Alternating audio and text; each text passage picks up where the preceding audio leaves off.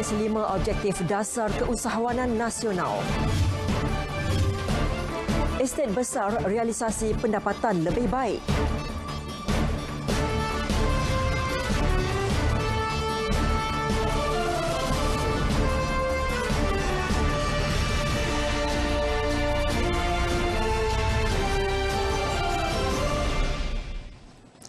Ini N5 bersama saya, Norlela Muhammad Noor. Selain tajuk-tajuk utama itu tadi, kita akan berlintas langsung ke Terengganu bersama Muhammad Rashidi Issa. Ia bakal disusuli dengan berita dari Sarawak bersama Damia Cassandra Manja.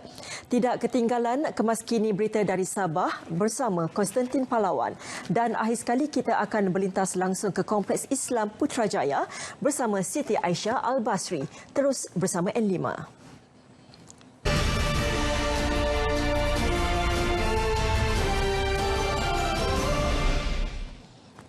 5 objektif digariskan Perdana Menteri Tun Dr. Mahathir Mohamad dalam mewujudkan dasar keusahawanan nasional. Pertama, mewujudkan ekosistem keusahawanan yang holistik dan kondusif. Kedua, membentuk masyarakat Malaysia berfikiran dan berbudaya usahawan. Dan ketiga, meningkatkan bilangan usahawan. Selain itu, keupayaan usahawan tempatan perlu dipertingkat dan keusahawanan perlu dijadikan kerjaya pilihan. Selain daripada nilai-nilai tersebut, dasar keusahawanan ini turut menekankan kepada perlunya penekanan dan pendidikan serta latihan keusahawanan yang berterusan. Ini penting kerana semua usahawan perlu bersedia menghadapi dan melalui revolusi industri 4.0. Kegagalan mengikuti perkembangan dan cabaran daripada industri 4.0 akan meminggirkan usahawan-usahawan kita. Tun Dr. Mahathir berucap pada pelancaran dasar keusahawanan nasional di Pusat Konvensyen Kuala Lumpur KLCC di Ibu Negara. 1. Tun Dr. Mahathir mahu pelaksanaan dasar keusahawanan nasional meletakkan Malaysia sebagai negara keusahawanan tulen menjelang 2030.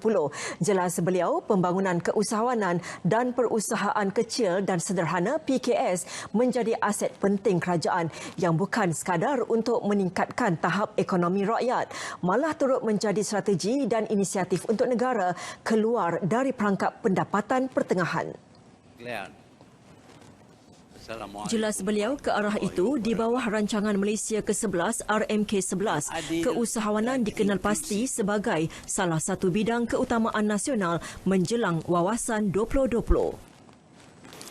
Kita sekarang menghadapi suasana ekonomi dunia yang bukan sekadar kompetitif dan mencabar, malahan penuh dengan ketidaktentuan akibat dari apa yang kita kenali sebagai trade wars. Kerana itu dasar keusahawanan nasional ini amat wajar dan dia diperkenal tepat pada masanya. Perdana Menteri berucap merasmikan dasar keusahawan nasional di Ibu Negara. Jelas beliau, dalam ketidaktentuan akibat perang dagang ketika ini, Malaysia masih mampu menarik pelaburan luar. Buktinya, untuk suku pertama 2019, angka pelaburan langsung asing FDI mencecah 21.7 bilion ringgit berbanding tempoh yang sama bagi 2018 berjumlah 11.2 bilion ringgit. Semoga dasar ini Di Melaka, pelancaran dasar keusahawanan nasional 2030 disambut baik usahawan belia kerana ia memberi impak yang baik. Selain menjadikan mereka lebih berdaya saing, dasar itu juga memberikan peluang kepada usahawan belia memasarkan produk ke peringkat global. Dan saya melihat bahawa strategi-strategi yang dirangka oleh MED keseluruhannya membantu belia untuk membangunkan lagi perniagaan dalam keadaan ekonomi yang mencabar. Dan saya yakin bahawa apa yang dilaksanakan oleh MED berhasil dan dapat membangunkan keusahawanan belia terutamanya. Berdasarkan daripada saranan Tun pada perasmian tadi, saya rasakan satu saranan yang amat baiklah kepada anak-anak muda ataupun terutamanya bangsa Melayu lah. Kerana kita sebenarnya jauh ketinggalan dalam bidang usahawan ni. Jadi apa yang Tun sarankan tu adalah satu perkara yang tepat. Okey, pada saya pandangan yang di mana seruan Perdana Menteri kita lah, Dr. Mahathir Mohamad, yang menggalakkan usahawan untuk berani menceburkan diri untuk pasarkan produk-produk di pasaran global sekarang. So macam kami daripada KZ Printing, okey, kami core kepada produk-produk tourism. Okey, jadi kita dah bergerak sebenarnya. Golongan peneroka bakal menjana pendapatan lebih baik sekiranya perancangan kerajaan mencantumkan tanah peneroka Felda menjadi sebuah estet besar direalisasikan. Kalangan peneroka sendiri mengakui cadangan akan membuahkan hasil yang lumayan menerusi pengurusan yang efisien dan profesional. Nur Rashikin Harun yang membuat tinjauan ke Felda Serting 5 di Jempol Negeri Sembilan ada laporannya. Menurut Timbalan Ketua Peneroka Felda Kebangsaan, Karib Muhammad Saleh, hasil daripada tanaman sawit yang tidak menentu dapat ditampung dengan kaedah yang bakal diperkenalkan itu. Inisiatif itu sekiranya mendapat persetujuan semua peneroka akan menjadi sumber pendapatan peneroka tidak bermusim berbanding penghasilan kuantiti dan harga pasaran komoditi sedia ada yang tidak menentu. Sebenarnya memang kalau ikut cara-cara tu, kalau dilaksanakan dengan secara profesional, mungkin ada kebaikan dia. Macam saya cakap tadi lah, kita contoh di Setingli Kompleks ni ada 20,000 ekar, kita laksanakan 5,000 ekar secara kontan dan 15,000 secara tanaman sawit. Dan kita buat berperingkat-peringkat supaya peneroka ni sentiasa ada pendapatan. Dan maklumlah sawit ni kadang-kadang, ya, terutama kelun yang ada sekarang ni, kelun dia bila dia time buah banyak, dia sampai pergi 18 ke 20 tan satu bulan dia punya pendapatan. Dan bila dia tu melawas, satu 10 ekar ni, satu lot peneroka ni kadang-kadang sampai 2 tan dia tinggal. Karib yang juga Ketua Peneroka Felda Negeri Sembilan berkata, peneroka yang sebahagiannya telah menjalankan projek tanaman e-porak iaitu tanaman kontan sememangnya menyambut baik cadangan yang diutarakan Perdana Menteri Tun Dr. Mahathir Mohamad ketika berucap pada sambutan Hari Peneroka 2019 di Felda Selancar 3 Rompin baru-baru ini. Ladang besar mungkin 1,000 ekar atau lebih ditanam dengan pokok buah-buahan dan sayur-sayuran serta diurus secara profesional boleh mendatangkan hasil yang lumayan kerana permintaannya yang cukup tinggi. Pada pandangan akak, yang Pun M beritahu tu adalah kebaikan juga. Tapi kalau peneroka sepakat, mungkin akan berjalan lah kan. Kalau ada peneroka yang tak setuju, kita tak boleh nak buat apalah. Tapi itu cara tu memang boleh menambahkanlah pendapatan peneroka dengan harga pasaran sekarang tidak menentu. Pada pandangan saya, apa yang dikatakan oleh Tun Dr. Mahathir di Selancar 3, saya sebenarnya beramat setuju. Sebab kebanyakan peneroka dan anak-anak peneroka tidak berminat bekerja di dalam ladang. Jadi, apatah lagi apabila teknoplan buat, itu pun dah meniru serba sedikit cara estate. Sebab apa? Daripada segi pembajaan, daripada segi browning, daripada segi petik buah, lepas tu daripada segi peracunan, semua teknoplan buat. Jadi sama juga macam estate, benar berjalan lancar. Kalau nak diharapkan peneroka buat, kebanyakan peneroka, tapi tak semua. Kebanyakan peneroka tu saya cakap tadi kurang berminat bekerja di kebun sendiri. Porak ni memang bagus, bukan semua peneroka nak buat. Kan ada separuh nak buat. Tengok kemampuan kita lah. Kadang tu dia orang tu tak minat, kita ni berminat. Kan, mana saya sekarang ni pun lembu pun saya ada bela. Dulu kambing saya tak habis hilang. Kadang-kadang tanam besar rumah saya ni minat. Segi bunga, segi tanaman dia minat. Rancangan kerajaan untuk menjalankan projek rintis dengan mencantumkan tanah peneroka Felda dilihat dapat menjana sumber pendapatan baharu buat mereka. Projek yang dijalankan menerusi pengurusan yang efisien dan lebih profesional ini membolehkan para peneroka memperoleh keuntungan walaupun dalam margin yang kecil. Nur Rashikin Harun, RTM. Masalah banjir di Melaka dijangka dapat diatasi selepas usaha membaiki sistem baraj di muara Sungai Melaka dilaksanakan. Ketua Menteri Adli Zahari berkata, kerajaan negeri bersama Majlis Bandaraya Melaka Bersejarah MBMB bersetuju untuk mendahulukan RM10 juta bagi tujuan itu. Kerajaan negeri akan menetapkan sistem operasi standard SOP baru bagi kerja-kerja pengurusan pasca banjir melibatkan agensi kerajaan, badan bukan kerajaan NGO, sukarelawan serta institusi pengajian tinggi IPT. Bagi penyelesaian jangka pendek, pihaknya sedang membuat bancian jumlah penduduk yang berada di kawasan rendah untuk dipindahkan ke kawasan yang lebih tinggi.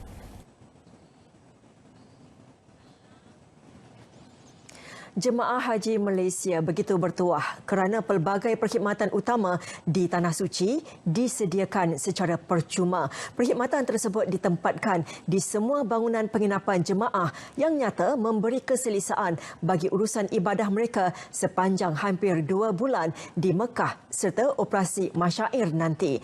Wartawan Syahril Sarapudin memperincikan kategori kemudahan yang disediakan. Labbaik Allahumma labbaik, labbaik la syarika lak labbaik. Dengan hanya kos bayaran mengerjakan haji sebanyak RM9,980, kemudahan utama disediakan secara percuma kepada jemaah. Jika dilihat carta ini, kemudahan tersebut merangkumi keseluruhan operasi haji. Antara kemudahan yang ditempatkan di bangunan penginapan ialah seperti perubatan, kaunter kewangan, kaunseling, bimbingan serta sajian. Kesemuanya saling melengkapi dan menjadi perkara penting bagi jemaah ketika musim haji.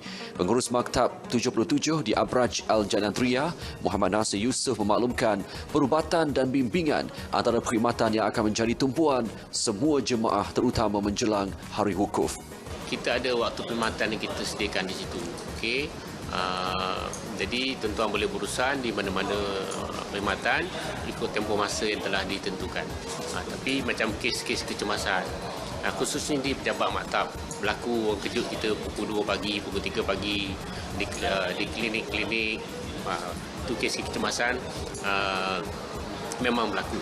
Jadi kepada semua jemaah haji saya harap dapat pandailah mengtimakan masa mereka di Tanah Suci dan mengatur masa mereka di Tanah Suci, di waktu untuk berurusan di pejabat maktab, waktu berurusan di klinik dan sebagainya. Walaupun baru hampir 2 minggu jemaah berada di kota suci Madinah dan Mekah, mereka semua nyata teruja dengan segala kemudahan yang diberi tanpa mereka perlu mengeluarkan wang perbelanjaan harian yang lain. Ya, memang membantu sebab kita tak payah fikir masalah apa kan.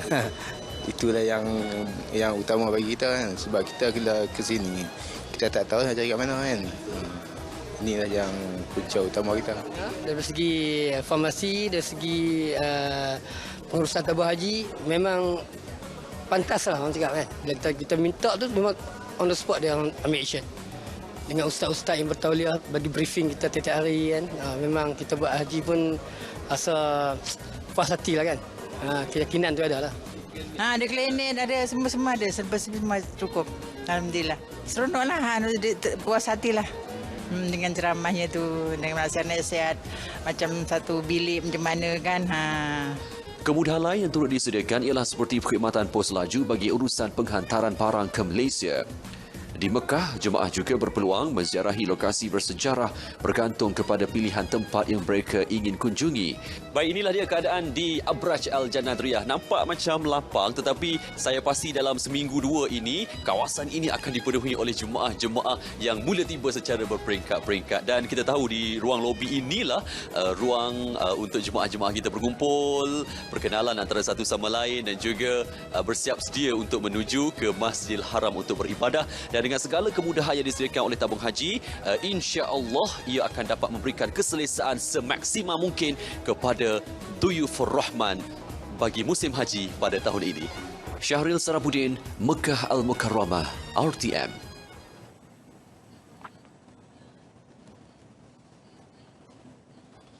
Dua wanita yang dipercayai dalang utama kes penipuan pakej umrah berjumlah RM41,800 membabitkan 19 peserta dari Temerloh ditahan. Ketua Jabatan Siasatan Jenayah Komersial JSJK Pahang, Superintenden Muhammad Wazir Muhammad Yusof berkata, wanita berusia 33 tahun itu ditahan di Shah Alam Selangor hari ini bersama pembantu peribadinya berusia 22 tahun yang juga pemilik akaun dalam kes berkenaan. Tangkapan dibuat susulan laporan polis oleh seorang peniaga di Temerloh yang mendakwa ditipu berhubung pakej umrah ditawarkan sebuah agensi pelancongan. Berdasarkan laporan yang diterima pada 21 November tahun lalu, mangsa ditawar menunaikan umrah dengan syarikat terbabit yang dikendalikan seorang wanita. Suspek memaklumkan yang sebahagian perbelanjaan umrah akan ditanggung oleh penaja yang berpangkat datuk berjumlah RM5,000 dan peserta jemaah hanya perlu membayar RM2,200 seorang. Peserta umrah dijangka berlepas 1 Disember tahun lalu. Namun pada pertengahan Disember, umrah tersebut ditunda. Pada 19 Disember, ejen agensi pelancongan terbabit menawarkan pemulangan wang dalam tempoh 3 minggu kepada sesiapa yang ingin menarik diri. Namun sehingga kini, mangsa masih belum menerima sebarang pembayaran. Kedua-dua suspek dikenakan tahanan reman selama 2 hari bermula hari ini. Kes disiasat mengikut Seksyen 420 Kanun Keseksaan kerana menipu yang boleh dikenakan hukuman penjara maksimum 10 tahun dan sebat jika bersalah. Sebuah bot pukat tunda kelasi nelayan tempatan ditahan Agensi Penguatkuasaan Maritim Malaysia Negeri Kedah dan Perlis. Bot berkenaan disyaki menceroboh dan menunda di kawasan yang tidak dibenarkan, iaitu kira-kira 8.5 batu nautika barat Pulau Burau, Langkawi. Pengarah Maritim Negeri Kedah dan Perlis Laksamana Pertama Maritim Rozali Muhammad Said berkata, seorang tekong bersama 2 awak-awak warga Thailand berusia 32 hingga 40 tahun ditahan atas kesalahan melanggar syarat lesen. Beliau berkata nelayan terbabit melakukan kesalahan di bawah Akta Perikanan 1985 Seksyen 8(B, iaitu menangkap ikan kurang 15 batu nautika dari pantai. Bot yang membawa 500 kilogram ikan campur dan ikan baja ditahan dan dibawa ke Jeti Maritim Malaysia Bukit Malut untuk tindakan lanjut. Seorang anggota APMM berpangkat Lieutenant Commander mengaku tidak bersalah atas 10 pertuduhan menerima rasuah iaitu RM45,700 daripada seorang tekong bot nelayan asing 3 tahun lalu. Tertuduh 38 tahun yang bertugas di Pangkalan Maritim Kemaman membuat pengakuan itu selepas pertuduhan dibacakan di hadapan Hakim Jamaluddin Mat di Mahkamah Session Kuala Terengganu. Mengikut pertuduhan pertama hingga ke-10, tertuduh didakwa menerima suapan yang disalur melalui akaun Maybank sebagai dorongan untuk tidak menahan dan mengambil tindakan terhadap bot-bot nelayan asing yang menceroboh perairan Terengganu.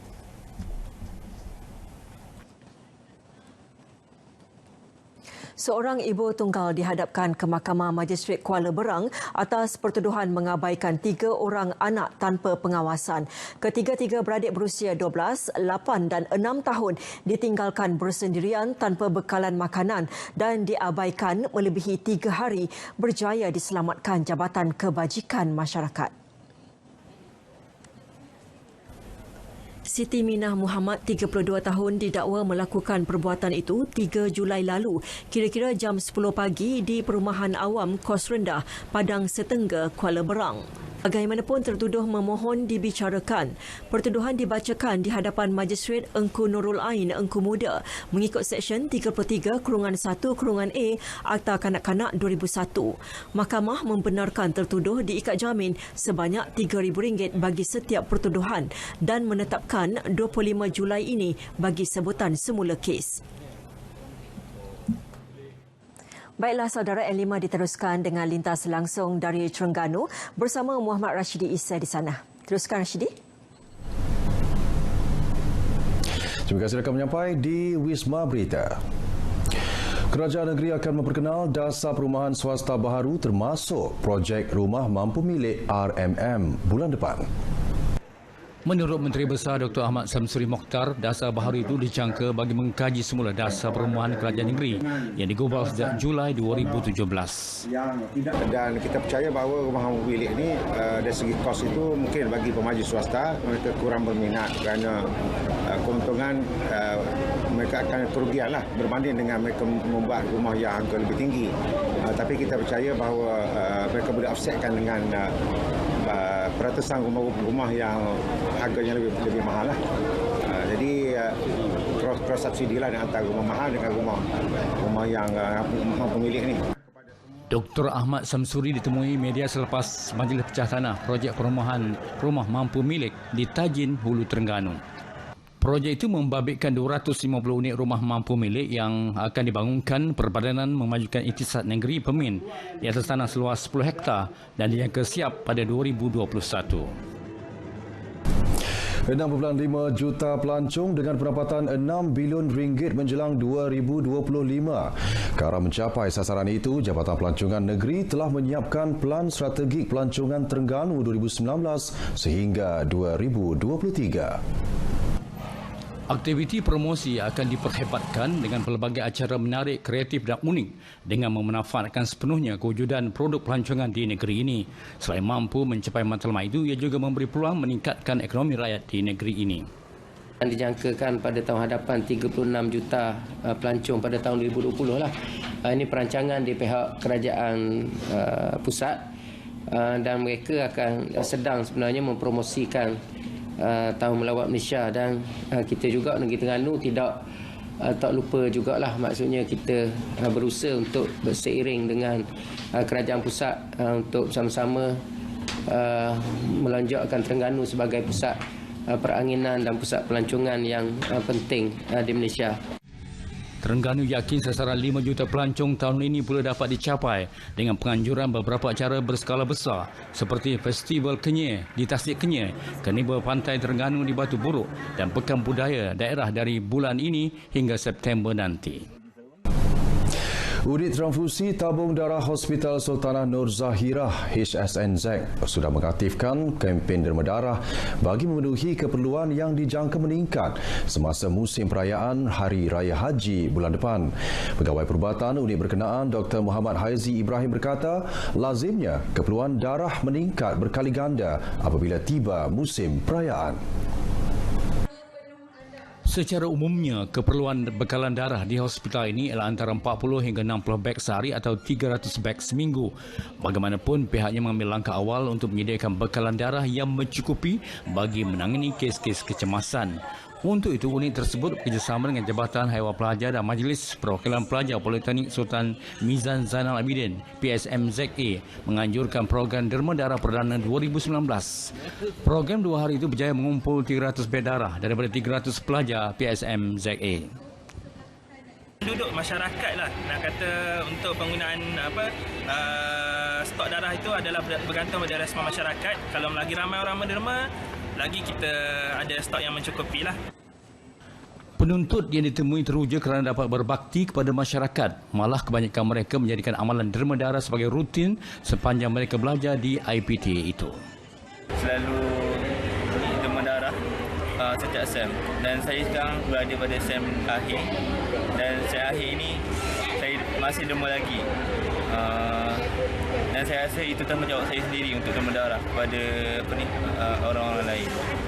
Dan program ini adalah merupakan acara 2 tahunan PSMZA di mana program seperti ini kita anjurkan sebanyak 2 kali setahun. Kempen derma darah oleh pelajar PSMZA itu mengakhiri paparan berita dari Terengganu. Kembali kepada penyampai di Wisma Berita untuk berita seterusnya. Rashidi, terima kasih. Baiklah saudara, untuk mendapatkan kemas kini berita semasa dari Sarawak, kita langsung ke studio berita RTM Kuching bersama Damia Cassandra Manja di sana. Teruskan Damia. Baik, terima kasih Nolila. Assalamualaikum dan salam sejahtera. Penglibatan Persatuan Nelayan Kawasan PNK dalam bidang akuakultur di negara ini masih pada tahap rendah. Pengerusi Lembaga Kemajuan Ikan Malaysia LKIM, Muhammad Faiz Fazil berkata, setakat ini hanya terdapat 2 PNK yang melibatkan diri dalam aktiviti akuakultur iaitu PNK Satang Biru di Sarawak dan PNK Melaka. Jelasnya kerajaan mahu menggalakkan para nelayan untuk melibatkan diri dalam perniagaan terutama akuakultur yang relevan dan dekat di hati nelayan iaitu sumber laut. Ke arah itu, kerajaan melalui LKIM dan PNK kini sedang berusaha mengubah minda para nelayan untuk menyertai aktiviti perikanan moden seperti akuakultur berbanding aktiviti perikanan tradisional. Katanya penglibatan nelayan dalam industri akuakultur bukan sahaja boleh memodenkan industri perikanan, malah untuk membantu para nelayan menambah pendapatan yang seterusnya membantu mengeluarkan golongan tersebut daripada kepompong kemiskinan. Masa rendah kerana kita nak ubah mindset mereka dulu. Kalau kita nak berubah, the first thing we have to do is to change their mind. Kita nak change their mind from traditional activity to modern activity, variety activity in terms of business. They have to take this opportunity in aquaculture rather than they let other businessmen or company to grab this opportunity. So for us, it's better we give the project to the Persatuan Nelayan. Pengerusi itu ditemui media semasa lawatan kerja sulung beliau sebagai pengerusi LKIM ke PNK Satang Biru di Telaga Air Kuching yang turut disertai pengarah LKIM Sarawak Azmi Osman dan pengurus besar PNK Satang Biru Martina Tardi. PNK Satang Biru telah menjeburi bidang akuakultur iaitu projek penternakan udang melibatkan 2 fasa dengan fasa pertama di kawasan berkeluasan 65 hektar yang telah beroperasi sejak 2008 dan fasa kedua seluas 25 hektar sejak 2017. Projek tersebut melibatkan penternakan 2 jenis udang iaitu udang harimau dan udang putih dengan 80% tuaian diedarkan untuk pasaran tempatan dan selebihnya untuk pasaran ekspor. Pada lawatan kerja tersebut, Muhammad Faiz turut merasmikan Pusat Pengumpulan dan Pengedaran Ikan CCDC Satang Biru yang siap sepenuhnya pada April lepas dengan kos RM193,939 dan mula beroperasi sepenuhnya pada Mei. CCDC tersebut yang merupakan pusat sehenti bagi mengumpul dan memasarkan hasil nelayan tanpa menerusi orang tengah dibina bagi mengurangkan rantaian bekalan agar nilai permintaan dapat dikurangkan dan seterusnya memastikan harga produk di pasaran adalah lebih berpatutan. CCDC PNK Satang Biru meliputi antara lain bilik sejuk, blast freezer, meja kerja dan lori kargo 3 tan untuk manfaat sekitar 900 ahli PNK Satang Biru. Hilang lebih 80 jam, seorang pengawal keselamatan yang pergi mencari ketam akhirnya berjaya keluar dari berlukar di Kampung Kudik Semariang di Kuching. Mangsa Wan Kamarudin Wan Muhammad 30 tahun yang hilang sejak petang Isnin lepas ditemukan penduduk kampung terbabit sekitar pukul 12.40 tengah hari tadi. Menurut Ketua Balai Bomba dan Penyelamat Petrajaya, penelungkanan penguasa bomba Tan Min Chai, mangsa ketika ditemui dalam keadaan keletihan dan kelaparan akibat sesat di perkampungan tepi pantai tersebut. Susulan itu, operasi mengesan Wan Kamarudin yang melibatkan seramai 17 orang termasuk anggota bomba dan rakan-rakannya ditamatkan serta-merta. Terdahulu, operasi mengesan mangsa memfokus pencarian di kawasan sungai berdekatan jalan diplomatik kerana keluarga mangsa tidak pasti akan kedudukan terakhirnya. Mangsa dilaporkan tidak pulang ke rumah sejak keluar pada petang Isnin lepas walaupun telah dihubungi isterinya lebih 50 kali sebelum satu laporan polis dibuat pada hari yang sama. Tan berkata bantuan mencari mangsa hanya dipohon hari ini selepas usaha keluarga dan rakan-rakan mangsa gagal menemui kelibatnya di lokasi terbabit. Mangsa telah dibawa ke Hospital Umum Sarawak untuk mendapat rawatan lanjut sebelum dibenarkan pulang ke rumah. Yang di Pertuan Negeri, Tun Pehin Sri Abdul Taib Mahmud menerima 2 kunjungan di kediaman rasmi beliau di Demak Jaya, Kuching hari ini. kunjungan hormat pertama daripada Ketua Menteri Datuk Patinggi Abang Johari Tun Openg. Ia merupakan rutin biasa bagi Ketua Menteri untuk menghadap Yang di-Pertua Negeri sebelum beliau mempengerusikan mesyuarat Kabinet Negeri yang diadakan hari ini juga. Beliau meluangkan masa kira-kira 15 minit berjumpa Tun Prince Sri Taib sebelum meninggalkan kediaman berkenaan pada pukul 10.40 pagi. Sejurus kemudian Yang di-Pertua Negeri menerima kunjungan hormat daripada Timbalan Ketua Pengarah Jabatan Kemajuan Islam Malaysia, Syakim, Datuk Pamuzi Yahya. Tujuan kunjungan hormat itu bagi menjemput beliau ke Majlis Convocation Institut Kemahiran Islam Malaysia Sarawak, IKMAS ke-17 pada 6 Ogos depan di Dewan Majmua Tuanku Abdul Halim Muazzam Shah, Kompleks Islam Kuching. Dijangka seramai 52 graduan IKMAS yang mengikuti Diploma Dakwah Islamiah dan Diploma Pengajian Islam akan menerima anugerah masing-masing. Menteri di Jabatan Perdana Menteri Datuk Dr. Mujahid Yusof Rawat dijangka menghadiri convocation itu. Lembaga Pelancongan Sarawak STB dengan kerjasama Jabatan Hutan Sarawak menganjurkan program penanaman pokok bakau inisiatif hijau di Pantai Puteri, Kampung Santubong hari ini. Pemangku Ketua Pegawai Eksekutif STB, Angelina Bateman berkata, program bersempena Festival Muzik Hutan Hujan Sedunia RWMF itu bertujuan meningkatkan kesedaran orang awam berkaitan pemeliharaan hutan dan kepentingan hutan bakau dalam ekosistem di kawasan persisiran pantai. Program itu juga merupakan platform untuk mendekati komuniti setempat, khususnya penduduk Kampung Santubong, selain meningkatkan jalinan kerjasama dengan agensi-agensi berkaitan dalam usaha pemeliharaan alam sekitar. Sebanyak 500 anak pokok jenis perepat dan ru ditanam pada program tersebut yang dirasmikan oleh pengerusi STB, Datuk Abdul Wahab Aziz. Baik, saudara, setakat ini dahulu sumbangan berita dari Sarawak untuk N5 petang ini. Dan untuk berita seterusnya, kembali kepada Nolela di Angkasa Puri. Silakan. Bagi menarik kemasukan pelabur dan pemain industri dalam usaha menjana lebih banyak peluang pekerjaan, kerajaan akan mengkaji keperluan infrastruktur di kawasan Kalabakan Sabah. Jelas Tun Dr. Mahathir, infrastruktur merupakan aspek penting untuk pelabur membuat penilaian sebelum mereka mewujudkan perindustrian di lokasi berkenaan. Pelaburan ini biasanya mengikut kehendak pelabur sendiri. Kita boleh dorongkan supaya mereka melabur di Kalabakan, tetapi kalau mereka dapati keadaan di situ belum sesuai untuk mengadakan industri, maka sudah tentu mereka akan pilih tempat yang mempunyai infrastruktur yang cukup. Kalau Kalabakan tidak mempunyai infrastruktur yang diperlukan oleh pelabur, maka kerajaan akan kaji sama ada kita boleh mengadakan infrastruktur yang sesuai untuk Kalabakan menarik pelabur dan mengurangkan kadar pengangguran di tempat. Perdana Menteri menjawab pertanyaan Ahli Parlimen Kalabakan Mamun Sulaiman semasa waktu pertanyaan-pertanyaan menteri pagi tadi.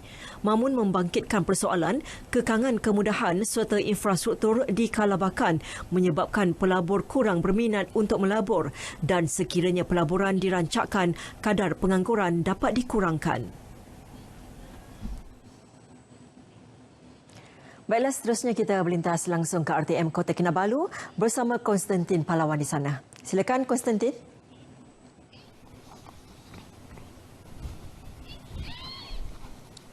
Terima kasih Norlela, salam sejahtera. Ketua Menteri Sabah Datuk Seri Panglima Haji Muhammad Syafiq Haji Abdal akan membahas rang undang-undang RUU untuk menambah 13 kerusi Dewan Undangan Negeri DUN Sabah di Parlimen pada 16 hingga 17 Julai ini.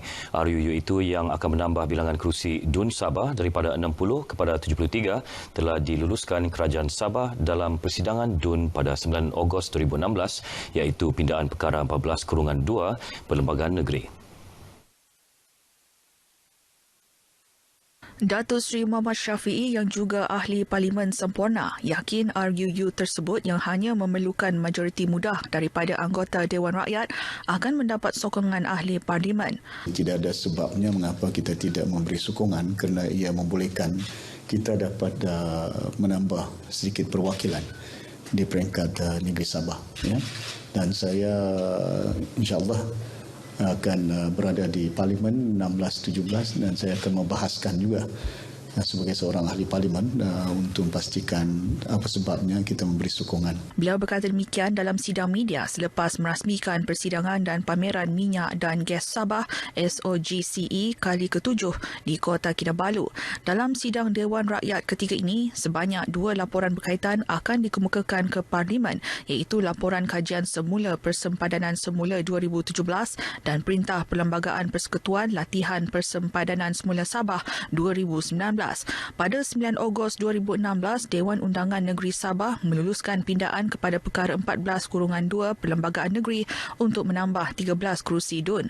Suruhanjaya Pilihan Raya SPR kemudian mengemukakan cadangan 13 kerusi negeri tambahan Sabah itu kepada Perdana Menteri Datuk Seri Najib Razak, namun tidak dibentangkan di Parlimen. Disember lalu, Datuk Seri Muhammad Syafiee dilapor mengemukakan semula perkara itu kepada SPR dan Perdana Menteri Tun Dr. Mahathir Mohamad.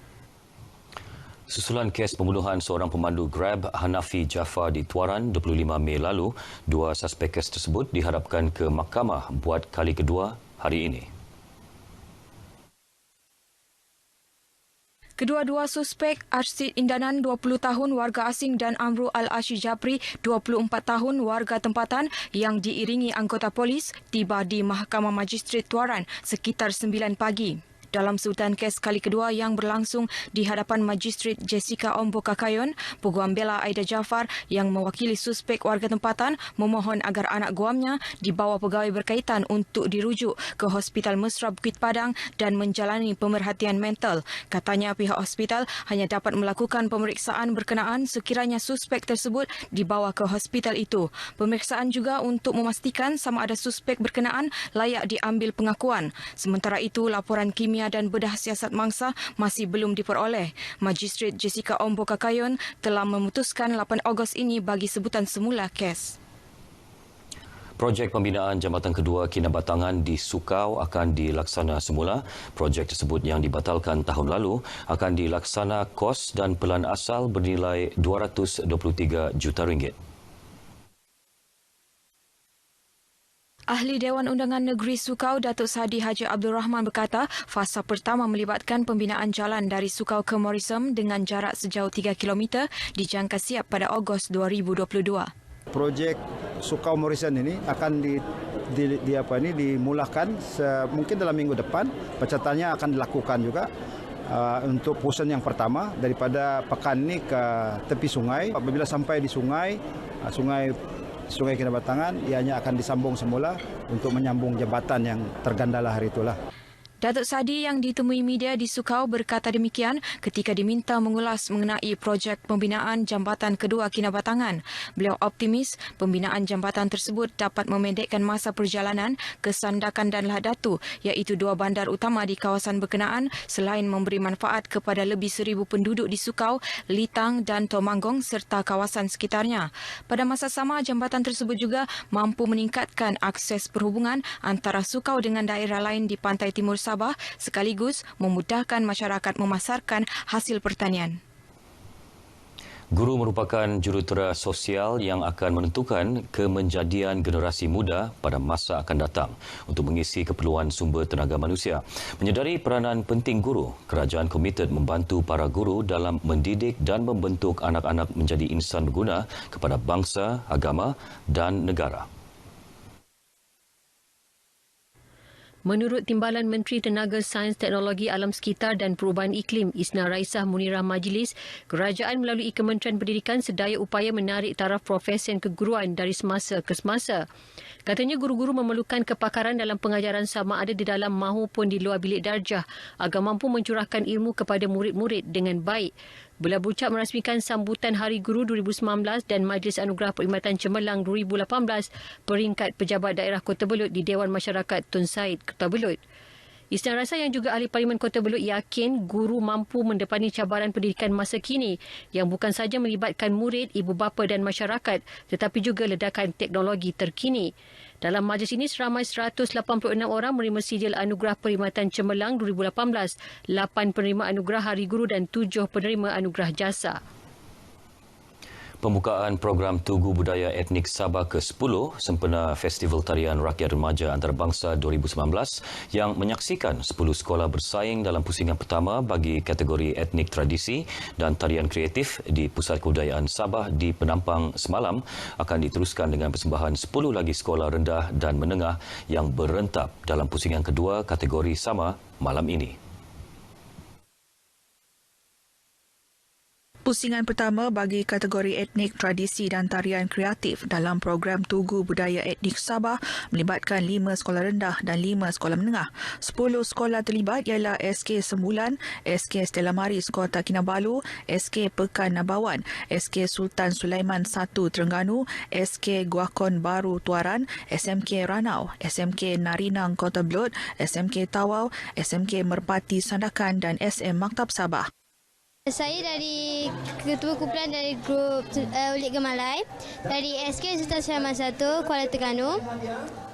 Persayaan kami di Sabah dan acara ini sangat gembira dan seronok, nervous dan kami takut sebab banyak saingan yang lebih kuat daripada kami. Tapi kami akan membuat lebih terbaik. Kami mau ingin buat yang terbaik lah. Sebab banyak yang mengharap sama kami lah, sekolah dan orang Sandakan. Yang lain pun sudah berpengalaman tahun lalu, jadi kami pun rasa takut lah begitu. Kami buat yang terbaik supaya kami dapat kasih kekal ini kejuaraan kami. Pusingan pertama ini yang dirasmikan Pembantu Menteri Pelancongan, Kebudayaan dan Alam Sekitar Sabah, Asafal P. Alian, turut dihadiri isteri Ketua Menteri, Datin Sri Syuriani Shuaib. Sekian saja berita dari Sabah petang ini. Kembali kepada Norlela di Angkasa Puri. Norlela, silakan. Baik, Konstantin, terima kasih. Baiklah, saudara, seterusnya kita ke Kompleks Islam Putrajaya bersama penyampai Siti Aisyah Al-Basri di sana. Silakan, Aisyah. Terima kasih, Norlela di Angkasa Puri. Assalamualaikum dan salam sejahtera. 30,200 jemaah haji disantuni tabung haji TH dengan kerjasama Hotel Movenpick KLIA dengan pelbagai persediaan rapi. Ia bagi memastikan kesemua mereka dapat menikmati kemudahan yang selesa sebelum berangkat ke Tanah Suci Mekah. Persediaan rapi telah dilakukan lebih awal dari segi penginapan, penyediaan makanan dan kemudahan tempat letak kereta. Pengurus hotel berkenaan, Hairul Maharis berkata, pihaknya berusaha menyediakan penginapan yang selesa untuk jemaah haji dan waris mereka dengan harga yang istimewa dan berpatutan sepanjang operasi tabung haji OHTA 2019. Kami ada 333 bilik. So kita punya allocation ni depends on dia bergantung kepada because hari-hari kami menerima panggilan untuk booking bilik tidur di hotel ni. Setakat ni lembaga tabung haji telah mengambil sebanyak 21 bilik sepanjang 45 hari ini. Dan every day, setiap hari kita ada dalam 10 ke 15 bilik booking untuk jemaah-jemaah ni. So kebanyakannya pun ada juga last minute. Meskipun ini pengalaman kali kedua, namun pihak hotel telah menambah baik beberapa aspek terutama dari segi penginapan dan keselamatan memandangkan majoriti jemaah berusia dalam lingkungan 50 tahun ke atas. Mereka boleh sampai register dan terus masuk ke dalam bilik itu untuk beristirahat sehingga dipanggil untuk departure time. Pihak kami ataupun MUPIK akan sentiasa memantau pergerakan waris-waris ini dengan selamat turun daripada bilik dan terus ke departure hall akan diuruskan oleh pihak Movenpick Hotel Convention Center sendiri. Kawasan parkir yang boleh memuatkan hampir 1,500 biji kereta di sekitar kawasan hotel juga turut disediakan. Pihak hotel turut bertanggungjawab menyediakan menu yang bersesuaian mengikut peringkat umur untuk dihidangkan kepada para jemaah sebelum penerbangan. Setakat hari ini, 16 penerbangan telah pun berlepas membawa 482 jemaah Malaysia telah berlepas ke Tanah Suci Mekah. Matlamat tidak menghalalkan cara. Penyelewengan pentafsiran ayat-ayat Al-Quran oleh pendukung ideologi liberalisme dalam menghalalkan budaya songsang LGBT semakin membimbangkan. Jabatan Kemajuan Islam Malaysia dengan kerjasama Universiti Kebangsaan Malaysia UKM menangani isu ini, salah satunya dengan menerbitkan sebuah buku bertajuk Golongan LGBT dan Penyelewengan Tafsir. Buku setebal 158 muka surat itu mengandungi pelbagai pembetulan salah faham yang ditimbulkan golongan LGBT terhadap pentafsiran ayat-ayat Al-Quran. Pengarang buku, Dr. Muhammad Izzuan Mat Yusof berkata, beliau berharap buku yang dihasilkan dari kajian lapangan selama 3 tahun ini bermanfaat kepada masyarakat dalam usaha memahami pendirian dan sikap yang tepat dalam menangani isu LGBT. Ia secara tidak langsung turut menepati konsep rahmatan lil alamin yang dibawa oleh kerajaan hari ini.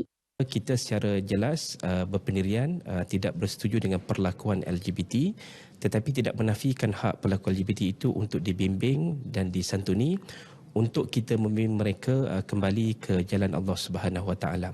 Jadi kita berharap supaya buku yang diterbitkan ini dapat memberikan panduan pada masyarakat bagaimana sikap kita.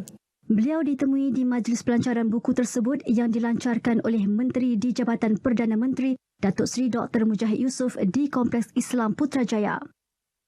Penerbit bersama buku tersebut, Profesor Dr. Muhammad Najib Abdul Kadir akui beliau terpanggil untuk menghasilkan buku tersebut berikutan pelbagai persepsi dan salah faham terhadap isu berkenaan. Kerana itulah bila mana kita buat kajian dan kajian lapangan ini macam-macam persepsi lah. Kan? Ada cabaran macam-macam cabaran, tapi kita rasa syukur gembira kerana yang kita secara tak langsungnya kita boleh berdakwah kepada mereka dan mereka sangat suka. Dia kata, oh ada kajian macam ni kan, dapat bantu mereka, dapat menolong mereka, itu yang mereka rasa bangga. Sehingga kini 250 buah naskah buku ini telah terjual sejak dipasarkan Jun lalu. Selangor terus melakar kecemerlangan apabila berjaya mengekalkan kejuaraan kali keempat berturut-turut menerusi Majlis Ihtifal Ilmi Sekolah-Sekolah Menengah Agama Malaysia MISMAM. Kejohanan yang berlangsung untuk kali ke-6 itu melibatkan hampir 1,000 orang pelajar dari 14 buah negeri seluruh Malaysia. Sebanyak 11 acara dipertandingkan seperti tilawah, hafazan, syarahan, nasyid dan bahas ala parlimen pada kejohanan MISMAM yang berlangsung di Sekolah Menengah Agama Mawib, Ceras, Kuala Lumpur. Pengerusi Mawib Datuk Seri Said Husin Al-Habsyi dalam ucapannya berkata, pertandingan ini adalah platform terbaik dalam melahirkan modal insan yang berkualiti sekaligus dipamerkan sebagai model kepada masyarakat Malaysia. Saya percaya melalui MISMAM inilah dapat mencungkil, dapat memberikan tunjuk ajar pelajar-pelajar supaya bersaing secara sihat dan akhirnya menjadi seorang pelajar yang bersaksiat dan berketerampilan tinggi. Inilah hasil yang kita harapkan natijah daripada MISMAM 2019 ini. Sementara itu, kontingen Selangor melahirkan rasa gembira dan bersyukur atas kejayaan dengan usaha dan komitmen luar biasa yang diberikan oleh para guru, pelajar serta ibu bapa dalam mengekalkan kejuaraan. Cabarannya selaku bekas juara ni, kita nak mengekalkan kejuaraan tersebut adalah satu perkara yang agak sukar lah. Sebab untuk peserta MISMAM ni setiap tahun dia saling bertukar, bukan peserta yang sama. Jadi kita persediaan yang kita laksanakan daripada awal tahun lagi lah untuk kita mencapai ke tahap ini. Kejohanan yang berlangsung dari 5 hingga 7 Julai ini juga menyaksikan penglibatan julung kalinya pelajar-pelajar dari Sabah dan Sarawak. Sekian dahulu sumbangan dari JAKIM untuk minggu ini. Kembali semula ke Angkasa Puri bersama Nolela. Silakan. Baik, terima kasih Aisyah. Dan bagi mendapatkan makluman cuaca semasa, kita langsung ke Jabatan Meteorologi bersama Wan Muhammad Hafiz Hussein di sana. Silakan Hafiz. Ya, Assalamualaikum dan salam sejahtera. Pada ketika ini, kita menerima pengaruh angin daripada pelbagai hala dengan kelajuan yang agak lemah sekitar 10 hingga 20 km sejam. Jika dapat perhatikan pada ketika ini juga, terdapat kawasan penumpuan angin di utara Semenanjung Malaysia dan juga kawasan perubahan halaju angin di negeri Sabah dan Sarawak. Dengan adanya kawasan penumpuan angin dan juga perubahan halaju angin, ini adalah kondusif bagi pembentukan awan aktif yang boleh membawa keadaan cuaca lembap seperti hujan berserta rebut petir. Bagi melihat keadaan ini, kita beralih ke paparan imej satelit. Pada ketika ini jelas menunjukkan di utara Semenanjung Malaysia dan juga di negeri Sabah dan Sarawak buat masa kini dalam keadaan lembap dan juga mendung. Di negeri-negeri lain pada ini dalam keadaan yang agak cerah dan kita jangkakan ianya berlanjutan sehingga ke malam nanti bagi keadaan yang cerah. Dan untuk melihat keadaan ini dengan lebih terperinci, kita balik ke paparan gemar radar.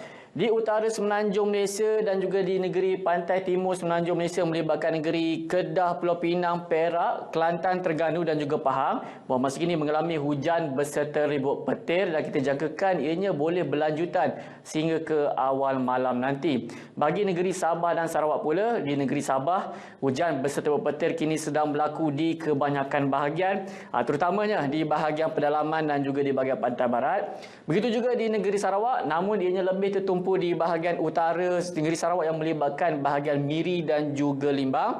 Hujan di satu tempat pula kini berlaku di bahagian tengah negeri Sarawak. Keadaan lembap di negeri Sabah dan juga Sarawak ini juga seperti Semenanjung, kita jangkakan boleh berlanjutan sehingga ke awal malam nanti. Baiklah, sebelum pisah kita lihat ramalan cuaca bagi bandar-bandar utama di seluruh Malaysia. Sekian daripada Map Malaysia, saya Wan Hafiz. Assalamualaikum dan salam sejahtera.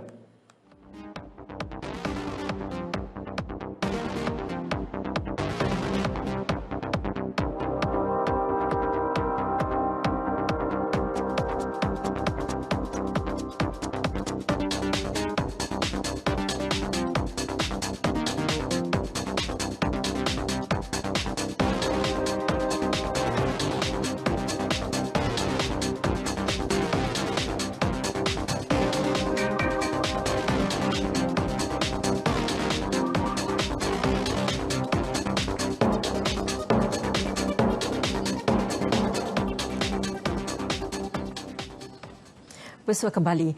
Lazimnya konsep lanskap sesebuah masjid adalah hiasan pokok dan bunga-bungaan yang berwarna-warni bagi menghasilkan pemandangannya indah buat tatapan jemaah yang hadir. Namun Masjid Jamik Pengkalan Hulu Perak tampil unik apabila memilih tanaman pokok cili bagi menghiasi persekitaran masjid.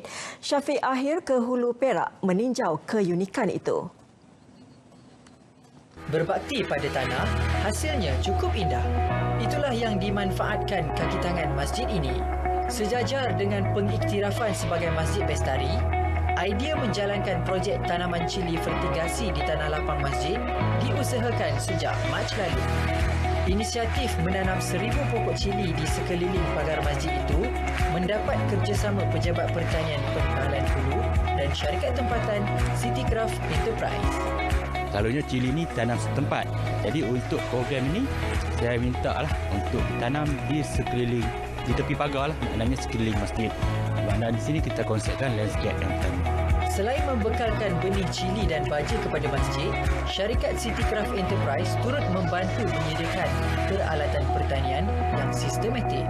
Keseluruhan pembangunannya, semua pembangunan daripada A to Z, daripada penyediaan tapak hingga kepada peringkat penanaman benih, semuanya dibiayai oleh pihak syarikat. Dan selepas daripada itu kita serahkan kepada masjid untuk menguruskan projek itu. Setiap cili yang sudah mencapai tempoh matang akan dikutip dan seterusnya akan dijual dan hasil daripadanya akan digunakan untuk kebajikan masjid ini. Jadi kita telah adakan perjanjian dengan syarikat di mana 30% akan diambil oleh syarikat hasil dan 70% akan diambil oleh masjid lah. Mana daripada 70% lah kita akan bayar dari segi kos-kos yang ditanggung. Apa yang lebih menarik, kesemua cili yang dikutip akan dijual kepada penduduk tempatan dengan harga yang lebih murah berbanding harga pasaran semasa. Syafiq Ahir, RTM.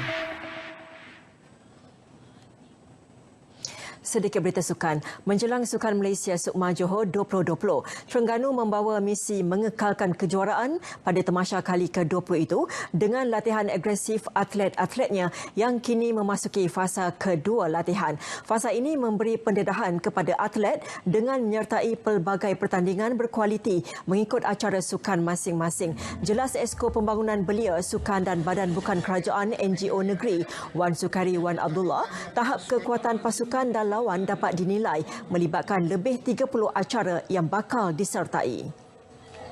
InsyaAllah mampu untuk melonjakkan lagi prestasi atlet. Jumlah yang ada dalam fasa yang kedua ini seramai 667 orang atlet. So bila kita akan decide berapa ramai kontingen kita nanti? Kita akan buat keputusan selepas tamat fasa yang ketiga, insyaAllah. Sekarang kita berada pada fasa yang kedua. Kita ada satu fasa lagi sebelum kita buat keputusan tentang berapakah jumlah yang sebenar serta target. Beliau menyampaikan amanat pada Majlis Perhimpunan Kontingen Terengganu menjelang 1 tahun Sukma Johor 2020 di Kompleks Sukan Negeri Gong Badak, Kuala Nerus. Ketua Setiausaha Kementerian Komunikasi dan Multimedia KKMM yang baru, Datuk Ahmad, meluangkan masa meninjau operasi Jabatan Penyiaran di Angkasa Puri. Antara fokus perbincangan ialah pendigitalan operasi siaran RTM. Ketibaan beliau pagi tadi di Wisma Berita disambut Ketua Pengarah Penyiaran Abdul Muiz Syafiee dan Timbalan Ketua Pengarah Strategik Nur Yahati binti Awang. Sesi taklimat dilakukan Ketua Pengarah Penyiaran menyentuh pengoperasian 3 saluran TV dan 2 saluran HD. Operasi saluran HD dijangka penghujung Julai ini untuk fasa pertama bagi menggantikan sistem analog bermula hujung Julai hingga Ogos ini. Terdahulu beliau melawat studio N1 bagi penerbitan program secara langsung Selamat Pagi Malaysia. Datuk Suryani turut diberi taklimat peranan dan tugas Institut Penyiaran dan Penerangan Tun Abdul Razak Iftar. Lebih 80% pelatih lepasan Pusat Pembangunan Kemahiran Negeri Terengganu TESDEC di Marang berjaya mendapat pekerjaan dalam industri selepas tamat latihan. Ini menunjukkan bidang kemahiran kini sudah mampu bersaing dalam pasaran kerja berbanding bidang jurusan akademik. Pengerusi Lembaga Pengarah TESDEC Wan Sukari Wan Abdullah berkata kejayaan pelatih menampakkan diri dalam pasaran kerja menunjukkan kursus dan latihan kemahiran yang disediakan mampu melahirkan tenaga berkemahiran profesional. Program yang ditawarkan termasuk teknologi kejuruteraan otomotif, kejuruteraan kimpalan, keselamatan dan kesihatan pekerjaan, jahitan, elektrik dan tenaga. Jangan sama sekali kita beranggapan bahawa beranggapan bahawa institusi kemahiran ini adalah tempat yang pilihan terakhir, tidak. Tetapi ia adalah suatu institusi yang sepatutnya dipandang penting terutamanya oleh para ibu bapa khusus dalam situasi dan keadaan dunia yang semakin mencabar. Beliau memberitahu pemberita selepas menyampaikan sijil kepada 75 pelatih pada majlis tamat latihan golongan pekerja dan Future Workers Safety and Health Officer di TESDEC Marang, Terengganu. Baiklah, saudara, N5 berakhir di sini.